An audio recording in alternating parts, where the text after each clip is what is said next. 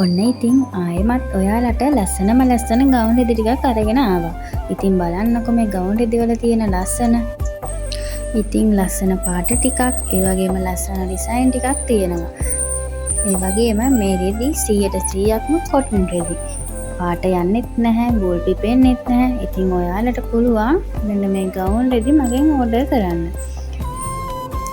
ඉතින් මෙන්න මේ ගවුම් රෙද්දක දිග තියෙනවා මීටර් 3ක්.